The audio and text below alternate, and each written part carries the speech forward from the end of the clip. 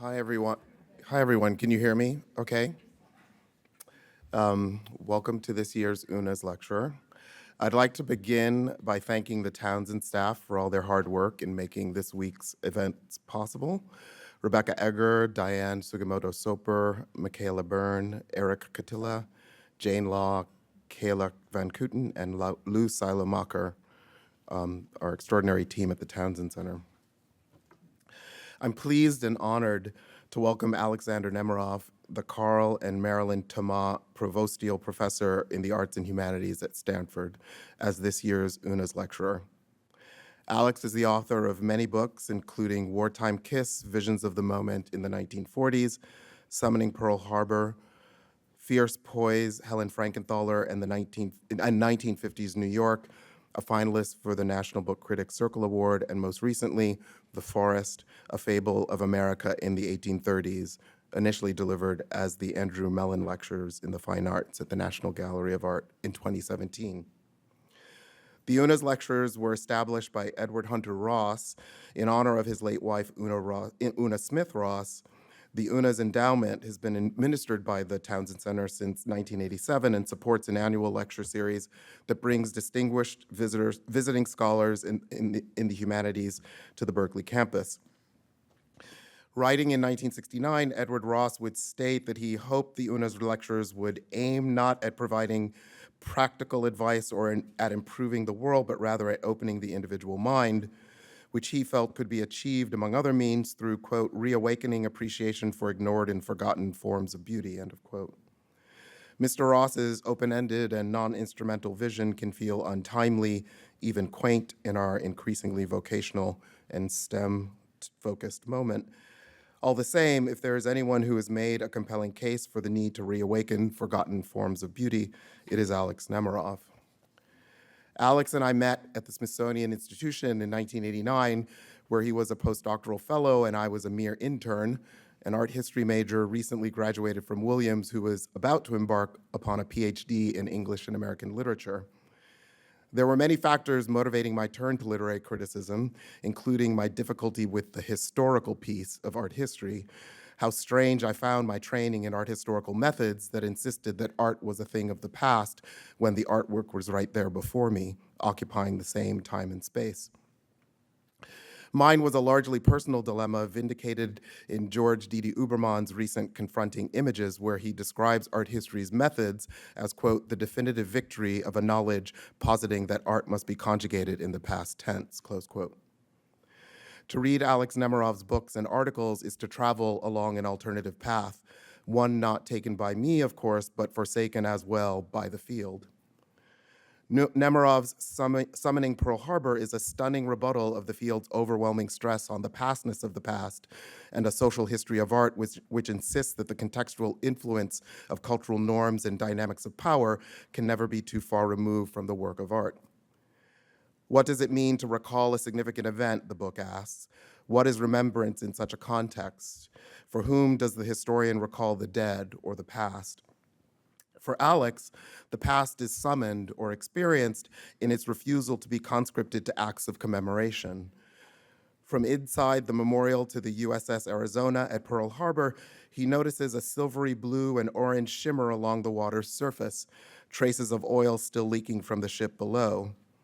In that slick recognition of an emanation from the past, and this is what follows. Maybe what went on down there below decks was a party that tourists like me on the beautiful white memorial might only begin to guess.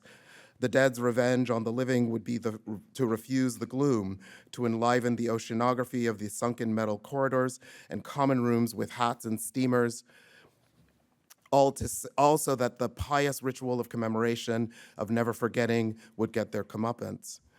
In those oil smears on the water, the dead began to take shape for me as a group difficult to please. They were rowdy, unruly, not only in their sailor patois gurgling up in halting, half-strangled offensive phrases, they were unruly in their unwillingness to be helped or honored or remembered. Et in Arcadia ego, the tomb says to the shepherds, but it was the great fuck you of the past to the kind-hearted present that I thought I heard in the oil. When I read Alex Nemerov, I await these dazzling, almost fugue-like moments when the reading goes into a higher gear, tapping potentials no disciplinary training could afford. It is a poet's work. In Fierce Poise, the moment arrives for me about 3/4 of the way through the book when Alex takes up Frankenthaler's Winter Hunt from 1958. At first, what I thought I was looking at was an expression of Frankenthaler's vision of art as, in Alex's words, a spilling out, splotches of black, ochre, brown, and blue paint soaked into the unprinted canvas, an abstraction of the highest order. In Winter Hunt, Alex writes, a fox surrounded by bright pools of red seems pinned to the canvas. What fox, I thought. Returning to my copy of the biography, I see that I've scribbled in the margin, what kind of reading is this? But then I see what was so obvious that I couldn't see it, despite the giveaway title. The year before painting Winter Hunt, Frankenthaler would admit, quote, I am involved in making pictures hold an explosive gesture, end of quote. Alex slows the explosion down like a camera capturing a bullet in flight. Quote, the painting generated its key form, the fox, in a singular improvised manner. But once the fox took shape, gained its eye and 2 triangular ears, it suggested a whole field of brutal energies begging to be portrayed, end of quote. However spirited and unbounded Alex's readings might feel, they home in on those minute details, ostensibly precarious, that hold the explosion together. To date, the reading that most stunned and delighted me appears in Alex's essay, The Flight of Form, Auden, Bruegel, and the Turn to Abstraction in the 1940s, which appeared in Critical Inquiry in 2005. The essay begins with this stunning assertion. Peter Bruegel made landscape with the fall of Icarus in 1938, or so W.H. Auden helps us see. Auden's poem, Musée des Beaux-Arts, gives us back the painting, animates it in such a way that the painting becomes, Alex augurs, not just an allegory of 1938, the year in which the poem was written, but something somehow made in 1938. Icarus, of course, depicts aerial catastrophe. It was acquired by the Brussels Musée des Beaux-Arts in 1912 during the very years when aviation was being invented, and so appears immediately and peculiarly responsive to modern events. The painting also represents figures who remain indifferent as Icarus sinks into the ocean in the lower right of the painting, figures preoccupied with their various duties. The fisherman continues to fish, the shepherd herds his flock, the plowman tills the earth before him. Again, as if responding to current events, the painting offers up an emblem of the artist or poet turning away from the world on the eve of yet another world conflict, turning away in the turn toward abstraction. The plowman's absorption and the fate of Icarus are intertwined in a scene of creative isolation, an acknowledgement of the tragedies that take place behind the creator's back, Alex writes. I won't quote from his reading of the painting, given how dazzling it is to experience firsthand, but I will expose what the reading reveals, that Auden was able to show but not able to see what was right before his eyes, obvious and thus hidden on account, Alex concludes, of the political exigencies of those years. Frankenthaler entitled one of her paintings from the 1950s, 7 Types of Ambiguity, after William Empson's work of literary criticism of the same title. Empson's 7 Types expressed the ways poetry resisted the attempts of critics and students to solve it, how it remained aloof, Alex reminds us. The plowman, or the poet, or the artist who turns their back on tragedy doesn't so much ignore it as transform it, by Alex's phrasing, into the smooth and meticulous lines of a cultivated production that deeply acknowledges and indelibly registers the suffering it would appear to exclude. Adorno would theorize these smooth and meticulous lines as the lyric's substance.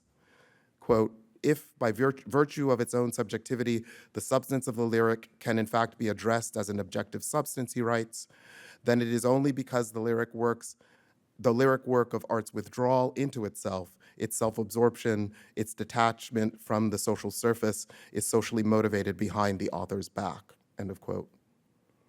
And it is this substance that we are being drawn in to experience in Frankenthaler, Motherwell, and Pollock's canvases. but we turn to Alex Nemerov to experience it as well. Alex's criticism and writing also appears to take its shape in reaction to a feeling of Emersonian resistance, to bear the imprint of poetic refusal, to respond to the aesthetic as experienced in a Bruegel, a Frankenthaler, or the USS Arizona's watery tomb, not as something that refuses the historical and the political, but something stubbornly surplus to their consolidations and consolations. Please join me in welcoming Alex Nemerov to Berkeley.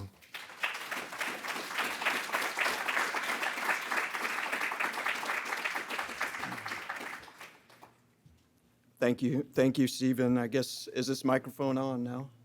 Is it? Yeah, good, thank you. I guess I can go out here. Thank you, Stephen, first of all.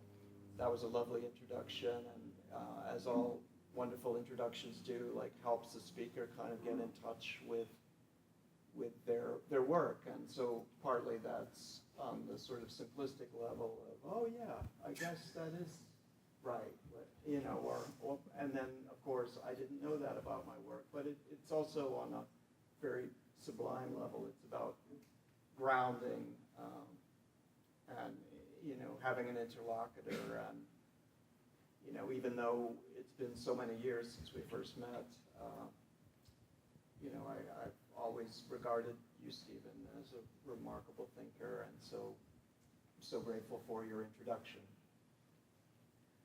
So some of you may be thinking that there's, yeah, oh, thank you, so it's not working, I was right. Okay. Is this working? Yeah, watch, I've got 3 microphones. This was in my contract, I said I gotta have 3 microphones. This is okay. So some of you may be thinking, well, wait a minute, there must be multiple lectures on love going on in this same building, because this is not the one that the brochure said. It's called, which is called Love, Art as Awakening as Breath. It is the same lecture, but this, which I've accidentally left from a previous lecture, is extremely relevant for us tonight, because this is the title of the lecture I'm about to give you that I give, same lecture, to my undergraduates at Stanford. So right away, there's an interesting pedagogical and philosophical thing here, which is that there's no difference for me between speaking to this learned body on this invited occasion and then me giving an undergraduate lecture. Chapter 7, I do the lectures as chapters, meaning I'm telling a story throughout the quarter system, and it just happens to be the 7th of the lectures in the course called How to Look at Art and Why. So, and you can see it's about love, and the chapter and the subject, etc., is in fact about this one drawing, which is just a little drawing on paper, 8 by 8 inches, and it came to my attention, I don't know, through some teaching, but then you know how it is. Sometimes you see something that becomes very important to you, and you don't even really know how or why or acknowledge it as such, but over time it makes its presence known. I think Elisa Tamarkin would say it becomes relevant, and it's become very relevant to me as I reflect on that, without which all that I do and all that my students might wish to do and do want to know, et cetera, is worthless, and that is love. So the question that I present to my students is, or the statement I make is, without love, you're not going to go far in, forget art history, but just in life. It's, of course, easier said than done. Have I had road rage in the last few weeks? Yes. So I'm not exactly an authority on what I would speak about, but that should make it all the more persuasive, right? So love, it's this drawing by Henry Oswald Tanner, and it's perhaps a self-portrait. It's perhaps showing him as Lazarus, actually, not Lazarus risen from the tomb, but Lazarus at a table, perhaps, with Jesus, who we don't see in this snippet of drawing. But you could say, okay, well, I'm willing to take this premise the next step. So the question then becomes, well, how is this about love? How is, for my students, for example, if I say to them, this is how a person looks, not just when they're in a picture, but when they're looking at a picture. And this is what, in my heart of hearts, this man with his hand on his heart, I would like for you all to experience, not because I'm predicating it or insisting upon it or prescribing it, but because we all know that it's true when we're moved by something. This is the feeling to remember. But truly, what could we say about this feeling and as it's shown? And, I just want to point out some things about it. One is the hand on the heart, on the chest, is not only pretty central, but is really graphically pronounced, like the charcoal that is used to make the drawing is very pronounced there, and the hand is therefore emphatic, and the feeling of breath, of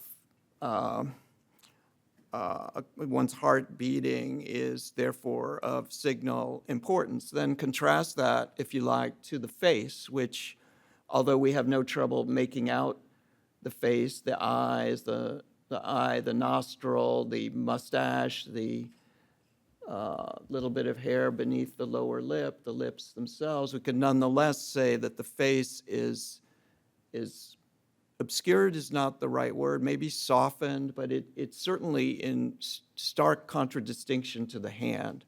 And how could we understand that? I might say that there's a disappearing of self or a face that happens in the moment when our heart beats quicker and when we acknowledge that or feel that. Something else I notice is, as we build on this, what is it to love? If we had just this drawing to depend on, I look at the agitation of his marvelous cloak here, his smock almost with these long sleeves, billowy sleeves. And in particular, I look at this line here. It's such a tanner whose father was a slave and who was a person, a black artist growing up in a difficult situation in which it was hard to be a black person and an artist, had consummate facility with his tools, and this little jag, which if you're like me, one can take for granted, not just for a day or a week, but for a year, without really bothering about it, starts to take on its own charisma. And I would just say, looking at it, I'm interested in the way it's on the same axis as the ear, let's say, and even repeats something of the labyrinth of the ear. And so the jag of drapery, suggests, like all billowing drapery in any picture of religious agitation, that one is spiritually in some kind of excitement. And I would connect that then to, having heard something or one's senses being attuned, let's say. And yet with the face, you'd have to say that if this makes sense, it's a kind of passive attunement. So to love is to be physiologically kind of self-compressed, gathering, touching your own heartbeat. It's to kind of lose oneself or lose one's identity a little bit, but it's also to be sort of actively receptive, one might say. Now, there's something else about this picture which is a kind of secret in plain sight, or just a hidden thing about it, which again we take for granted, and that adds to this sense of what is love, going by the picture's own meditation. And it would be that there's no lower body, and that we could say pretty much for certain this is a man seated at a table, I would say, if you look at that very sharp jag or double jag of charcoal there where the right elbow sits, as if to denote very clearly a table. But also I would say this hand is clearly on a table. We accept that, but it's not there. There is no table there. And, there's just the barest implication of the lower body. This line, which does a lot of beautiful work in this drawing, goes down and just is enough to indicate for us that, he has a lower body.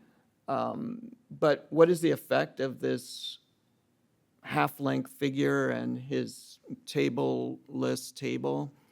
To me, it gives him the effect of rising up like a genie out of a bottle. And he is, I think just the feeling of rising up is palpable here. And if we were able to see his legs in the table, it would be much more quotidian, less mystical. And so what I take from that is just very simple formulation that love is of this kind, and I'm talking about a spiritual love, of course, not like, say, a romantic love, is a lifting, a rising, or in view of the fact that this figure probably is a self-portrait as Lazarus, is a resurrection even. So that's interesting. A resurrection in what sense? It would be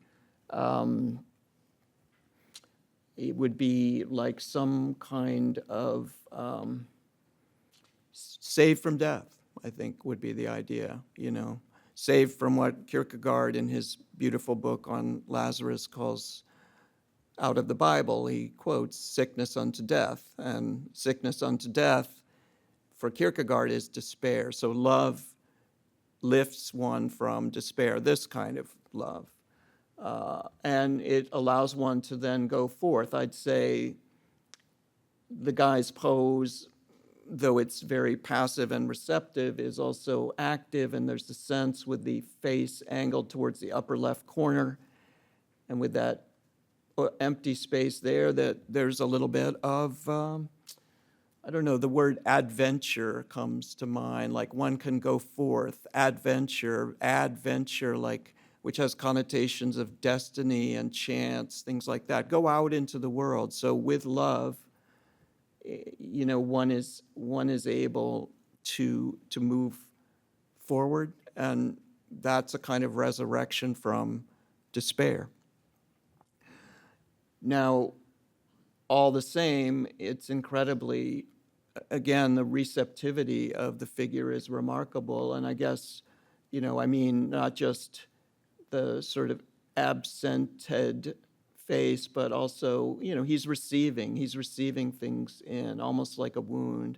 And I think of all the white space which we leave around, is left around the figure, and we understand this is not white space, that is his cloak, etc., except it is. It seems infiltrated, infused by emptiness, like the state of feeling love is to have one's contours not exactly reduced, but refined into a kind of minimal schema that is the self in some ways, but is yet, patterned and diffused and soaked and kind of mystified by absence, too, which you could write in a number of ways, something you just can't explain, perhaps.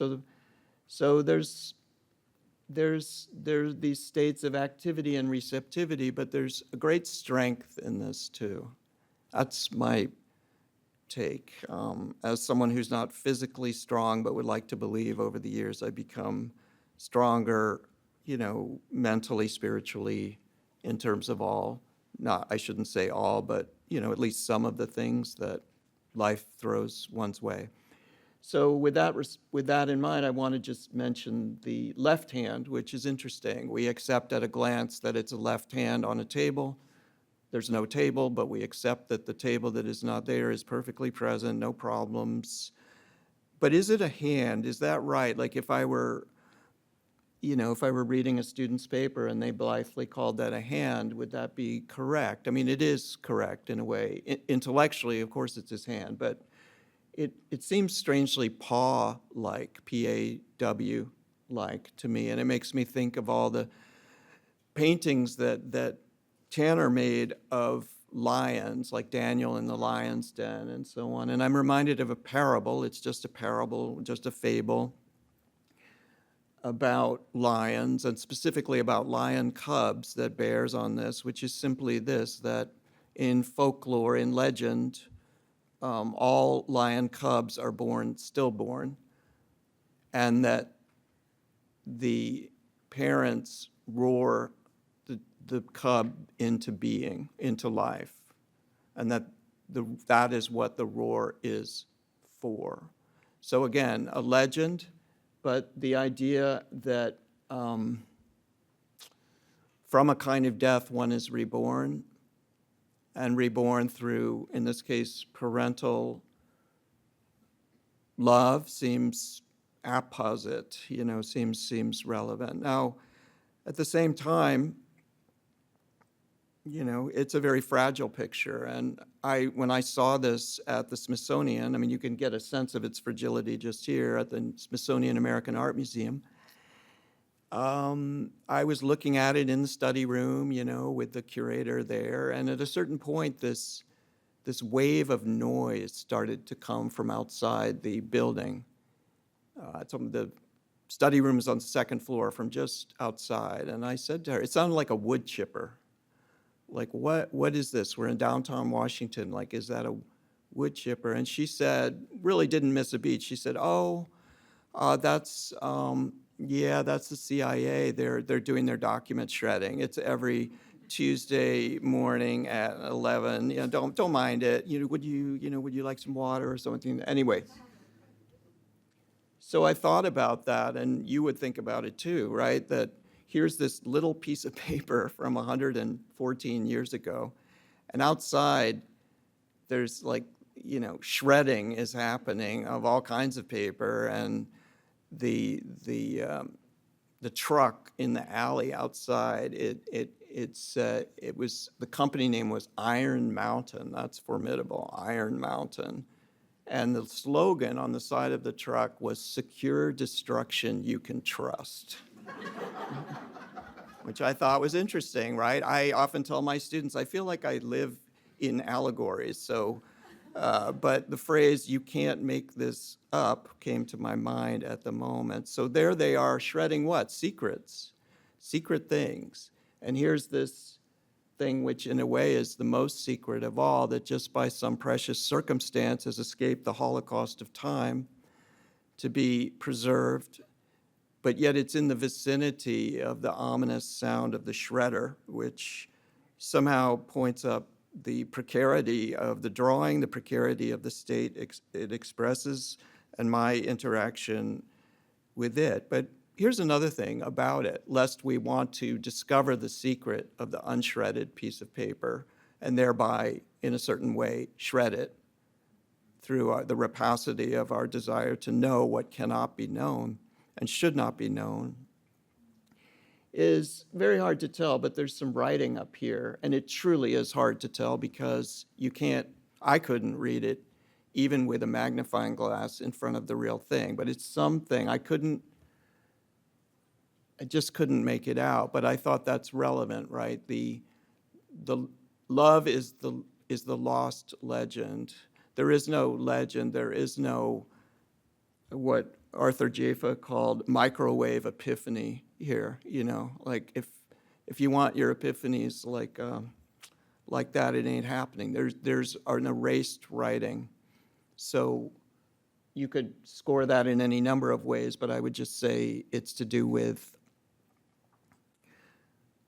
a tantalizing realization that is one and the same thing as a vanishing. And the key to all mythology is the cryptic statement, cannot be unveiled. Something else I notice about this, which I'm sure you've all at least subliminally registered, is the staining throughout, like the aged staining. And it's true, when I lifted it up, the stains permeate the entire piece of paper. And you can see some up here and down here, and they are, of course, utterly incidental to the as it were, the artist's intention and so on. But I think that's relevant too. Like, there's something in the way of the stain, the dirt, the fragility, however you want to call it, being mishandled, the touch of time, touch of others, of being begotten into a kind of emptiness of space and time over which one may imagine oneself as an astronaut or cosmonaut, but it really isn't like that. You're utterly permeable to this, and then the stains become a part of you. Does that invalidate the love? Of course not. But another thing I thought of in this matrix of strength and weakness and intensity and sort of vanishing is just the outlines of the picture too, which you'll see are there. It seems to be cut out by an X-Acto knife, so I'm going to say it's probably a fragment. I'm not thinking that the X-Actoing was done in a mean spirit. It might have been done by the artist's son, who I believe gave this work, along with many others by his father, to the Smithsonian. But it reminds me of a maxim about what historians know well, what we all know, really, and I think Elisa Tamarkin's book, Apropos of Something, states so beautifully, which is that we cut out things from the past or from even today as items, as moments of interest, and we therefore then excise, we cut away all that escapes or we feel not worthy of our attention, and perhaps there are many aspects in those throwaways that would deserve our attention, but whatever, this is what we focus on. Joseph Conrad has a famous description of this as a manifestation of what an artist does, that, he says to rescue, that's what this has happened, to rescue the fragment from the wash and oblivion of space and time, and then this is the key thing he says, is only the beginning of the task. I love that. So what's the rest of the task? Well, he says, you have to hold it up in the light of an honest spirit. Like, you have to ask why you love it or how it speaks to you. And you have to do so, Conrad says, and this is his exact quote of his phrase, without fear and without apology. How about that? Only those two things. So imagine teaching or making a presentation without fear and without apology. That's interesting. And then because your primary focus is to concentrate on why you've chosen this work, or one might say why it has chosen you. Now, this implies, this cutting out, the viewer, in which case it would be me. And so I do want to just give you a little bit of a back story here on why I would even pick this image or have this pick me. And to do that, I had to think, well, what are some images I loved when I was the age of my students? And I'm going to show you three from my undergraduate years. These are three paintings that I really loved and still love and have loved for 40 years. And in one case, even wrote a paper about. But I haven't understood why I love them until very recently. And I'd like to think my realization has not ruined them, but has suddenly been a moment of seeing without fear or apology what these things are. So all three of these paintings are from the 17th century in Europe, so my first love as an undergraduate art history major, and in a way still. Georges Delatour, the Caravagesque French painter, fantastic painter of these mystical scenes. So Saint Sebastian has been shot with an arrow and has slumped down from this tree against which he's been tied by his soldier comrades in 3rd century Rome. Would be executed for his Christian faith. In the middle of the night, at great danger to themselves, 4 women appear, led by this figure, Irene, who holds his hand to see if he has a pulse. And he does survive, he's nursed back. I always loved this painting, but it just came to me, not too long ago, why it would have touched me so deeply as I look at Irene with her waxy forehead and the amazing multi-candle torch she holds. And this is not Romeo and Juliet at all. It's more of like a spiritual love. It's very simple.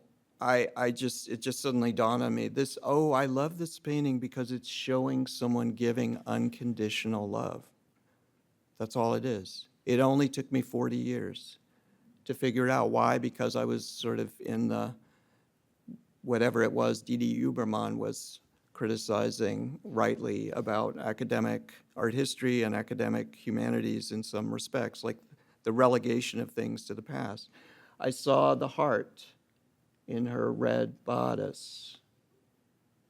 But even without that, I suddenly got why this is so moving to me, why I love it. Here's another picture that, again, I have loved since I was a young man, and this one is maybe a little odder. I know one of my most esteemed colleagues at Yale, where I used to teach, he said to me once, because I said, this is the painting at the Louvre I love the most.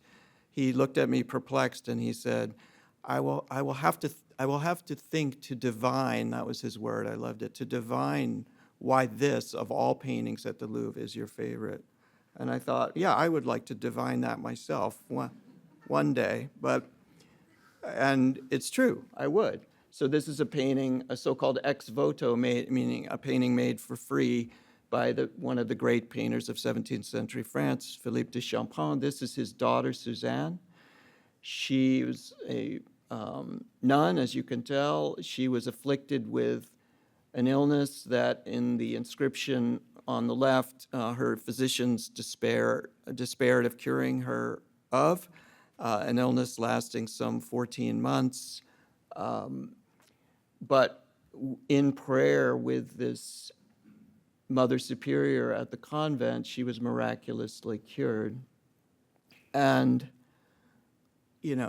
again, I have two daughters who are 22 and 20 now. Maybe it's that fact that makes me think about this, but it's so obvious now, of course. This is someone who is receiving love, who is able to receive love unconditionally, which is maybe even harder, at least harder for me, than to give love unconditionally. And yeah, I love that she has been sick and she's recovering. I love her convalescence amid this, but what I love most of all is that she doesn't seem like she's apologizing for being deserving of love. She seems utterly at peace. And the last thing about it is, of course, it's a father painting his daughter in these states, and as it were, for free, as an offering, right? As a votive offering.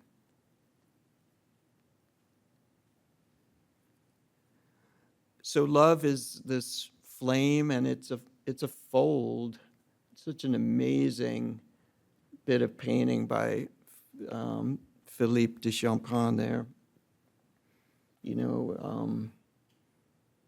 It's this sort of lacing hotness of a tremendous, blazing intensity, and it's also a gathering and a folding and a kind of downwardness to almost like a wave at the seashore. It maybe can take an infinity of forms. But here's my third picture that I loved and still love, and that I had no clue about why I love. Again, this has to do with holding up the rescued fragment by the light of a sincere mood. So this is the one I actually did write a paper on, and I'm pleased to report I got an A. It was my fall semester of senior year. It does not mean, however, that I really knew what I was talking about. I think in the terms of art history, I got the symbols, I did this, I did that. But the real question, of course, to me at least, is why did I pick this painting, which shows the Virgin Mary sewing. A tear is actually coming from her eye. She's got her thimble on her finger, her sewing pad here. this is Jesus, who is usually shown as a little baby or stuck on the cross, but here, very unusually, is an adolescent. And he has accidentally pricked his finger on this crown of thorns that he just happens to be working on. It's proleptic, it's predictive, of course. It's not from the Bible, but from kind of apocryphal legends having to do with Catholic ideology, etc. But this painting, why not Caravaggio? Why not Velázquez? Why this painting? But this one really moved me, and it became so clear to me what it is. It's a mother and a son. There's a mutual atmosphere of, I would say, of tears, of wounds. That's not different from love, or maybe is the vehicle or the medium of the love. And moreover, in a place that seems both grounded, like she is super solid, like really a rock, and so is he with this modeling. And you could even say this walnut cabinet, or chest is, or table, desk is also very solid and heavy and grounded. Yet the walnut desk is tipped out of perspectival whack. Through the window we see clouds. It feels like they're up in the air. It always reminds me of one of the many beautiful scenes in The Wizard of Oz where Dorothy is up like this. So, and of course there's the light, angelic light here. I would just say love is a stability in a storm that love itself causes. And for anyone who's grown up in a unstable / sort of stable environment, so there it is, like I'm 21 and I want to write about this painting. I don't understand why I'm writing about it. Indeed, in 10 pages on my Smith Corona, I do not even come within 100 miles of saying it, but that's what life is in a way. Like, I guess the point is, paintings are your friends. They're smarter than you. If you stick it out with them, they'll tell you something. It doesn't obviously have to be this painting for you, but whatever is your equivalent. This is all to say context for why I would come to this.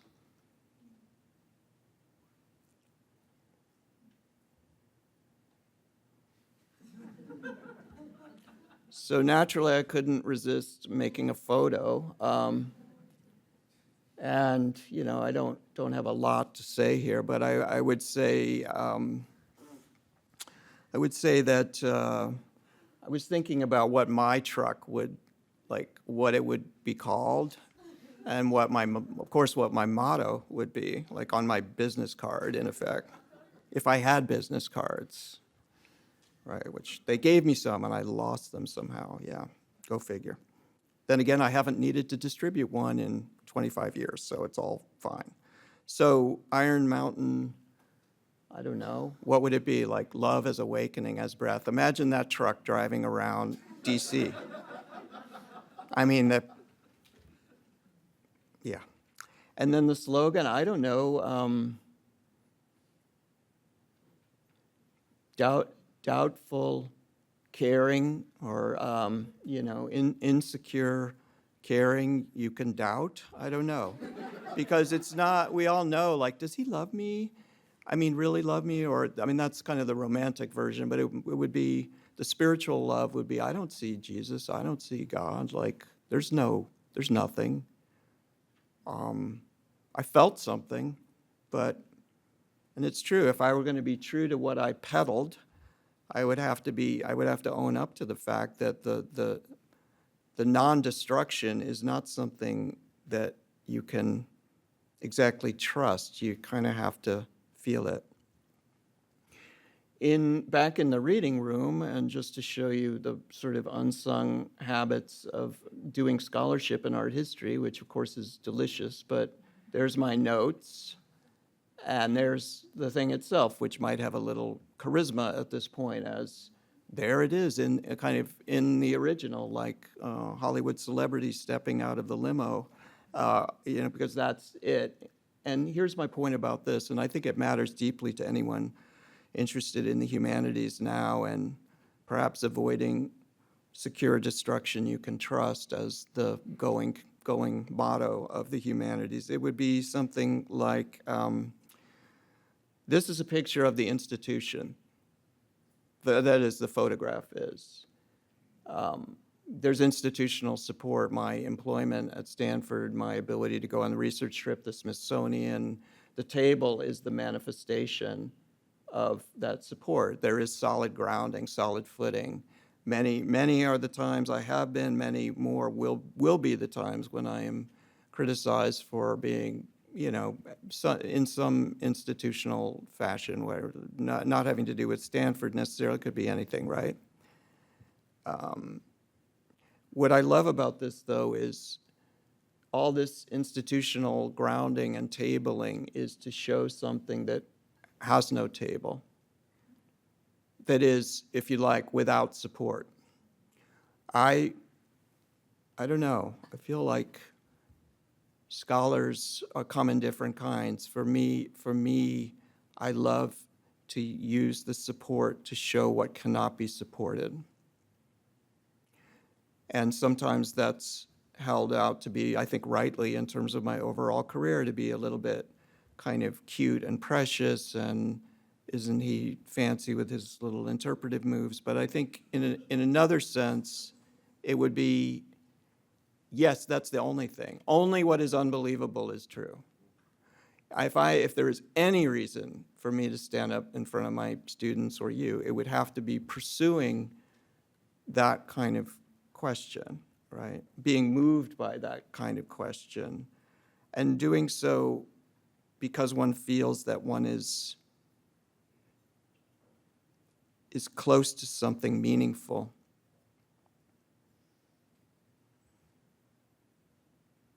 So if you look at a photograph of Tanner from much later here, I think the idea of self-portrait becomes relevant, because is the drawing I've spent a lot of time talking about a self-portrait of Tanner or of me? Or I would suggest of some curious blending of the two, where, just in the manner of the paintings I showed you, there's a curious way in which the writer, it could be you, it could be me, who writes about something without apology or care, is necessarily interfusing their own identity with that of the figure they write about, but doing so not in the name of narcissism or obliteration, but in a conversation with the dead, conversation with a past that by being addressed is no longer past. In short, it's about living. Who are your friends? What do you care about? What novel do you love this week?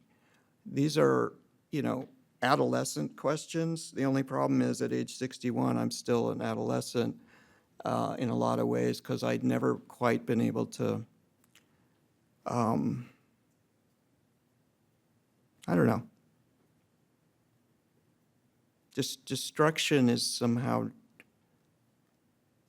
not my best mode.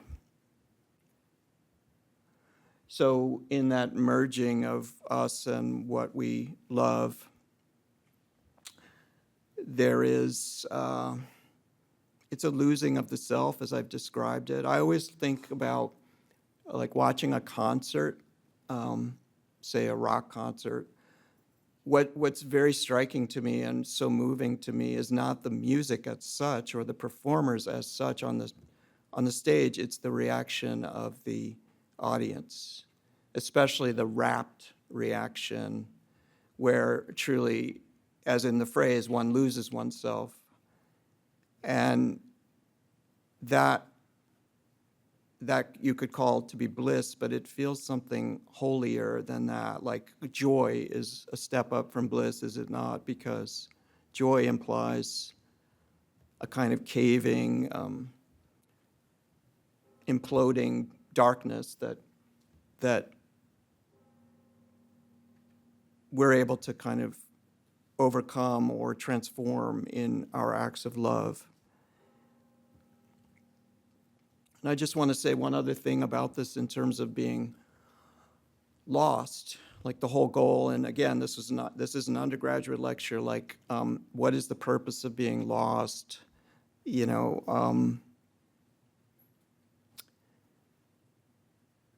and you know, I'm reminded of how the different space that art makes. And I think Adorno's quote from Stephen kind of addresses this, but here's my take on it, that in my readings about Tanner's life, he describes being a young man working as a bellhop at a hotel in Atlantic City, not far from Philadelphia, where he was living.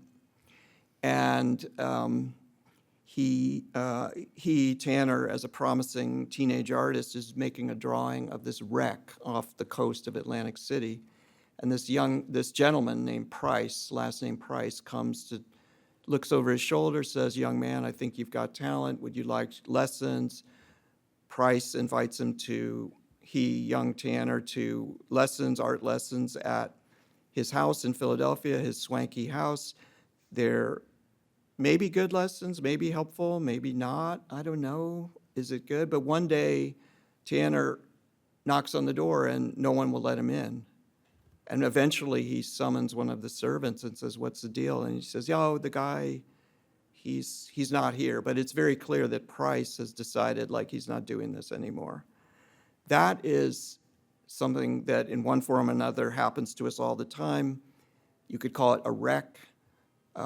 It has that connotation of price, like the transactional nature of human interactions then and now. It's a real world disaster or sadness, however you want to score it. This is not that world. To be lost is different from being wrecked. And I think that, if you like, immunity from the ordinary scuffing and disappointment of time and space, in short of living, is what art in its alterity, its alternativeness, its creation of a space, which you could almost put as a subjunctive tense of space, like as if one could love. And then with the example before one discovers, perhaps belatedly, perhaps not, that one is capable of this.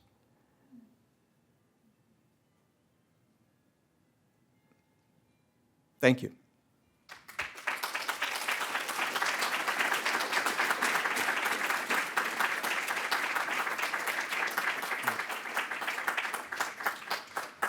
And you could leave this on. The lights are up a little bit, and I think I'm happy to take a few questions. There is an event tomorrow at 5, which you could also attend, and be happy to ask those or answer those questions then. But yes, again, we have time for a few questions.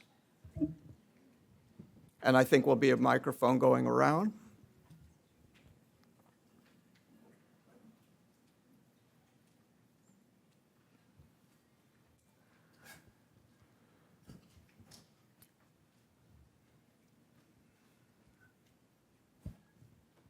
Thank you. I'd never seen Mod 5 this dark. Yeah. And it had the effect that Tanner's piece would be the brightest thing in the room. But then I realized the darkest space in the room would be the shadow behind you. Mm-hmm. And there's this amazing effect in which the silhouette of your penumbra, when looking to the left, sort of resembled the shape of Tanner's self-portrait. And it had me wondering, why is he looking so perfectly to the left? And the multiple declensions of left, the left behind, those who are left, to what is left, but then also maybe more dialectically, because it's a self-portrait, that he is sort of what's left. Mm-hmm. But yeah, I'd love if you could comment on the relationship between looking to the left at art and also the relationship between love and abandonment. Yeah. Yeah, such a beautiful reflection. Thank you. I love, so to speak, that there's a reciprocity between my posture or my bearing and his. That seems to me utterly perfect. And it reminds me of how, say, in Elizabeth Bishop's great poem, Cape Breton, that she talks about the scriptural working of the glaciers on the stones in Nova Scotia. And then she switches to is now replaced by the songs of 1,000 song sparrows. So scripture is replaced by poetry, 1,000 poets. If you like, art history is a poetry that sports an unconscious emulation of, and indeed love for what it describes. And, I get it. That'll never be the next new thing in art history, but that gives me hope. In terms of Left Behind, it's so interesting. I mean, I think, how to put it, I think I'm kind of coming, not really, but sort of coming out of a melancholy phase of my thinking, which has lasted about 50 years. So on many days in my life, I could talk the greatest game about Left Behind, but even then, I think even in those dark moments, I think the painters I love they're able to see the letting go as synonymous with the fullness. So Raphael Peale, a painter, he painted an apple, the beautiful apple, golden apple. And I always love the edges of that apple. And what I tell my students is that's such a tricky point in making a painting, that painting, if you're really loving the apple, because you have to show that the apple continues. You have to have people believe that there's a full rounded apple right there, even though they don't see it. And it's true, we accept that the whole apple is there, even though it's not.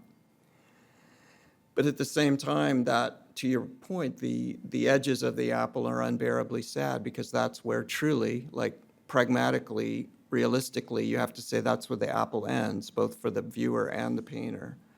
But I would like to stay in the oscillation or blur where the edge of the apple implies more fullness and yet is a kind of devastating curvature of ending at the same time. And that's, well, I'll just say it like that. But of course, the melancholy of art history, this is a melancholy object, survived by chance, unshredded. You can hardly feel that we should have like a birthday party or celebration for this drawing because it didn't get shredded. That just seems, it's too great for that. I think maybe, I don't know how it is to say,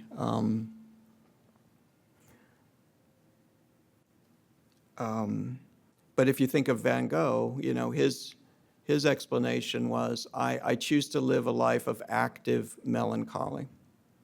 Exactly.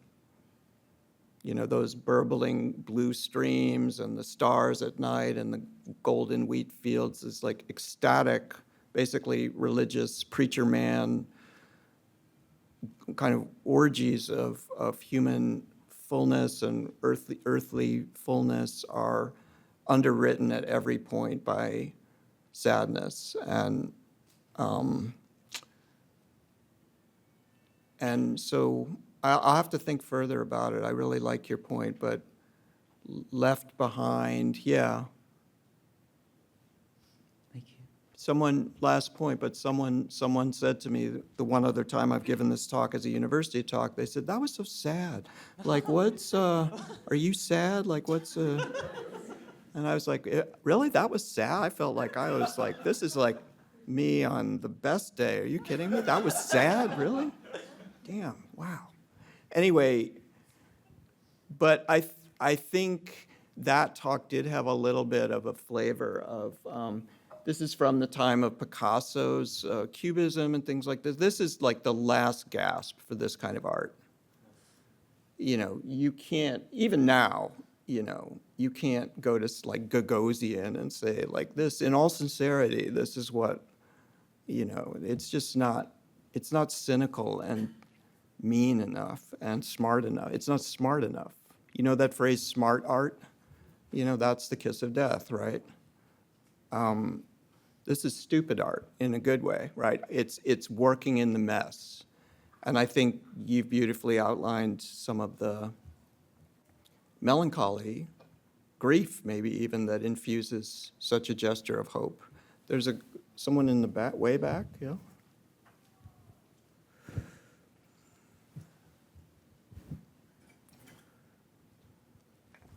I feel like the painter is convalescing and he's sitting in bed. Ah, convalescing. And That's it's surrounded good. by the comforter. And I feel like probably at that point, he's rediscovering some self-love and feel more confident.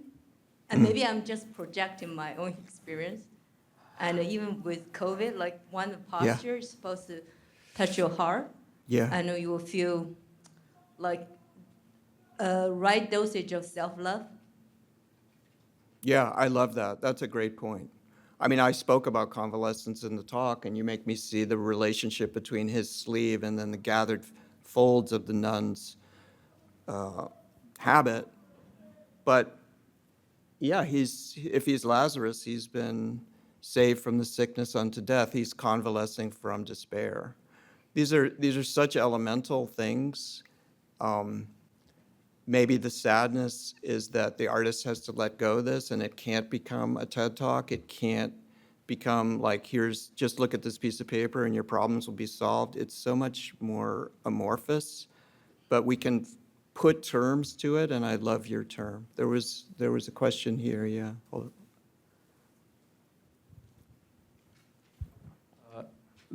Thank you. I really loved this lecture, and it made me regret that when I was a Stanford undergraduate, I didn't take a course with you. Oh, thank you. So Many people don't.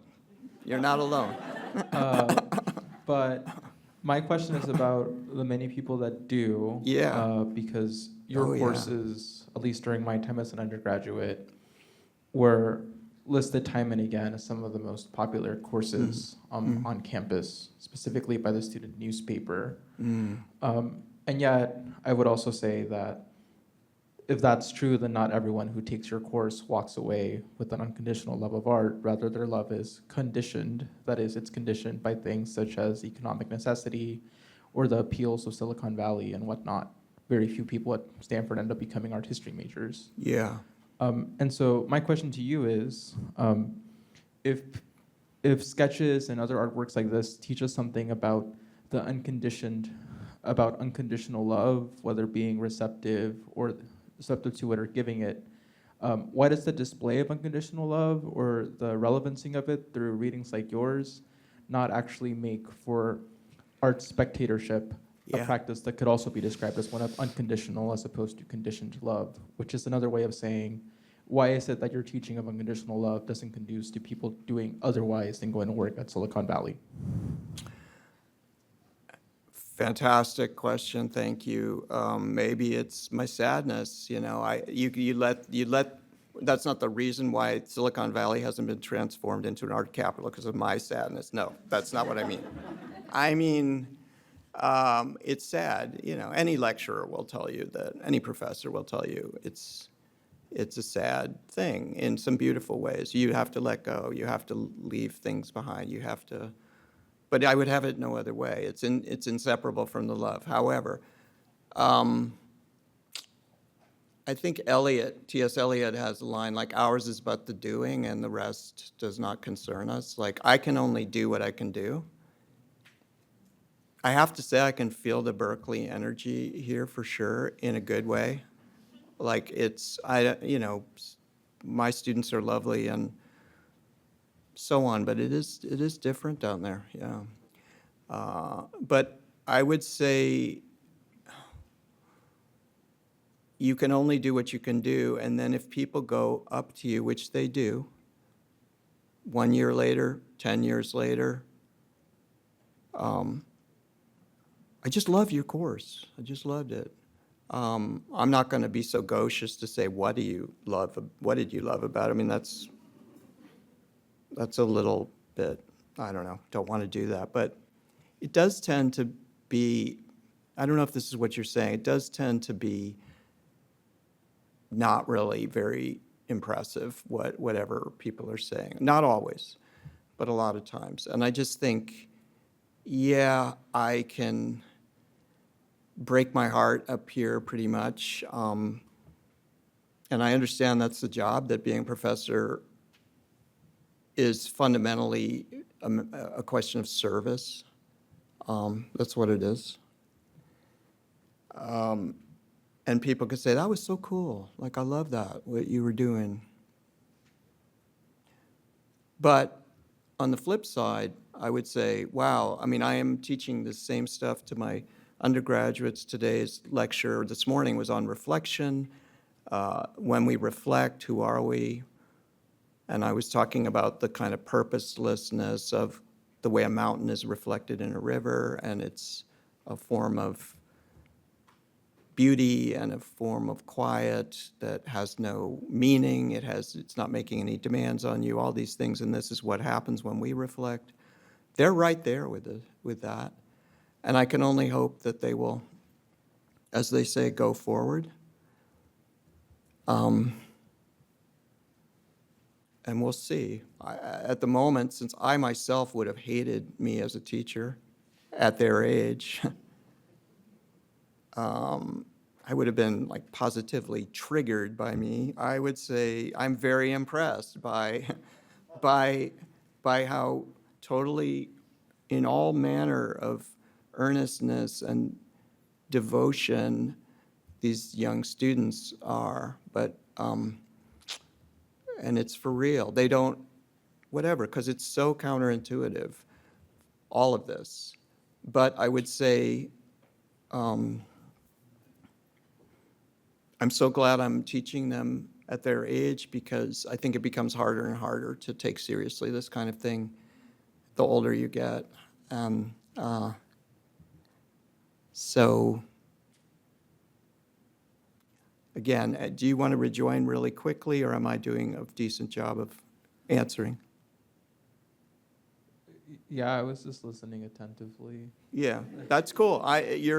Your face is beaming, so it's not a question of your affect. I just wanted to be sure, like with the first question and the second question, I'm just in tune in my response. Yeah, okay. So 2 questions over here. Yeah. Here comes the mic, yeah. Yeah. Since you started with, you came to history at the end. Yeah. And it very much was a journey through yourself and your discovery of these pictures and where you came from originally. I'm wondering how you kind of respond to a reading of an image that you feel is somehow wrong, or if there is that category for you. Like, for instance, here with less training, I mean, when you use the term last gasp at the end, I think, my initial response to this picture, based on, no knowledge about Tanner whatsoever, or about the period really that it's from, is that, his left half is dead, it's immobile. What's powerful about the picture for me is the difference between the posing of the hands. It looks like the right hand could be ripping for his heart at the last minute. Maybe this is Lazarus who's been waiting for Christ to come, and Christ, because he wants everyone to see a miracle, is not coming, and so this is Lazarus before the tomb rather than after. Is that, and that we get almost like a rigor mortis of the hand. Is that a wrong reading, or when you profoundly disagree with someone's response to your understanding or feeling? Yeah, I think, well, Well, first of all, I agree with your reading because it supports mine, so naturally. I mean, in fact, I would say that you offer some beautiful remarks there about the difference between the hands and, I hadn't thought of that, but like I would say he's coming to life. He's still paralyzed or dead, and he's coming to life. I don't know. So in terms of, could you verify that, in fact, this is like disappointment, Maybe who's to say it's not a disappointment? And why is this guy taking it for granted that this is that Jesus, for example, and resurrection is really there? Why couldn't it be the opposite? There's nothing to say that it's not the opposite. And it's true, there's not. I just think that I find faith and belief, or you might say inhabiting the artist's fantasy, since in this case Tanner is the son of a preacher, inhabiting the artist's fantasy, faith, and belief is stronger than skepticism. I don't think the world needs any more skeptics. I appreciate that you're just asking a good question here, but I wouldn't be here to tell you like, can you really tell what's going on? I don't know. I think the times are too, in a way, the times are too urgent for that. It's too urgent for me. And, but above all, I just think love is stronger. And then let me take apart, or let me exercise my rational skepticism. I think with whatever one is drawn to, one is there to ask fulsome, faithful questions. That's what I've tried to learn. So that's my response. Yeah, right in the front.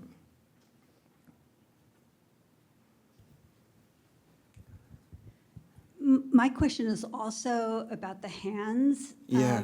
And in particular the left hand, which you described as maybe a paw. Right. To me, I can see that, and to me it also looks like it could be a right hand, because that could be a thumb at the bottom. But in any case, what I really want to know more from you is, what do you make of this strange hand that doesn't have the strength and vivacity of the right hand? Well, I think I've just learned. I think it could be like inert a little bit, like it's waiting to come to life, something like that. And the idea of the stillborn is related to that too. But I love that you're bringing it out too, because it is a conspicuous aspect of the work. Yeah,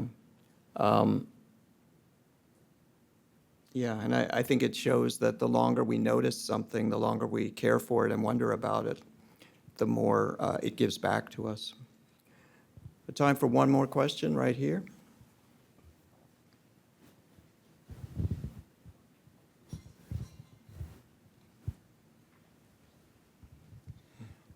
My question is, I feel like throughout this lecture you were specifically focusing on spiritual love and separating that from romantic love, and I guess why focus on one rather than the other and differentiate the two?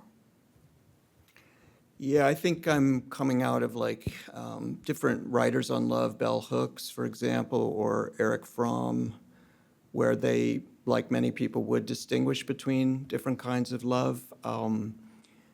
But if I take, for example, romantic love,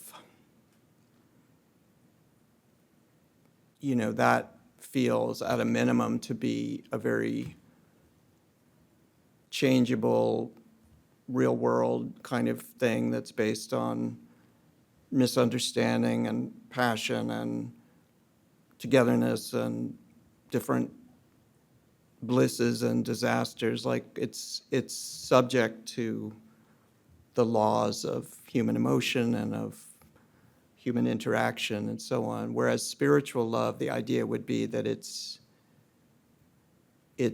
just a separate thing altogether. It is to feel loved by, really like absorbed into a love that cannot, from someone or something that you cannot discern, and that transcends space and time, and that announces your goodness and your to-be-lovedness, independent of this, that, or the other thing you did do or didn't do, and your illegibility, your staining, your all this, and that's different. And so just reporting, because I'm not an expert, but reporting from my own experience, I would say I see the difference. The one would be, yes, I'm so in love with this person. I met her last week, or so I'm like ventriloquizing me at age 18, but things are great. The tree, it's amazing. The bird song, I can hear it like never before, like the line, the lip of the mountain on the blue sky, I can see it so clearly. The leaves shimmering in the autumn breeze, everything is so alive, so electric. What? You want to break up with me?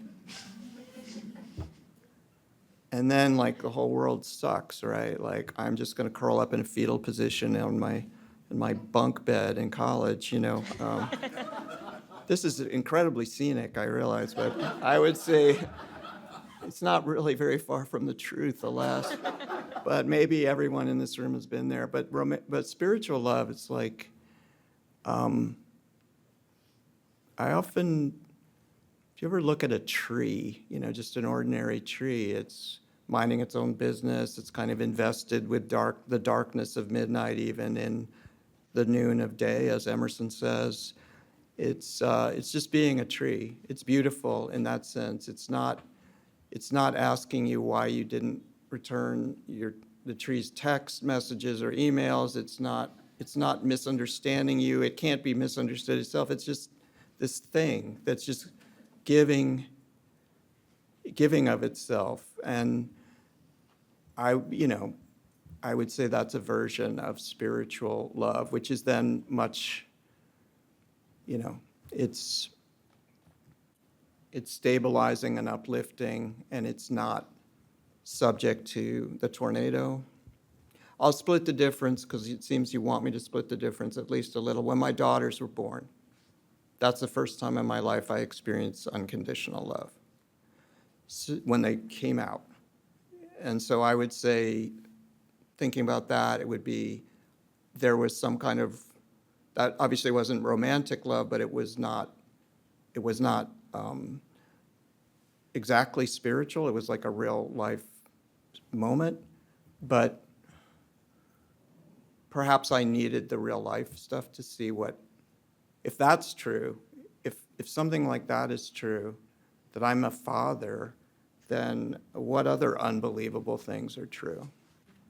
And how shitty and impoverished is my emotional and frankly spiritual life if I'm just like making my transactional way through the world based on verifiable intelligence? That's bullshit, or it's not enough. And I see it in Silicon Valley for sure, but I see it everywhere. Like almost everything is based on verifiabilities and small talk. And why? Why is that? So I appreciate the question. It makes it fun to do what I do. Thank you all so much. Yeah.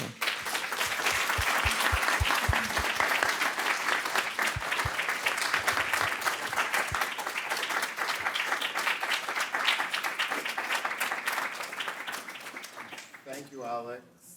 As Alex mentioned, he and Elisa's marketing will be in conversation tomorrow at 5 over at the Townsend Center in Stevens Hall. So please join us there. There'll be a reception afterward.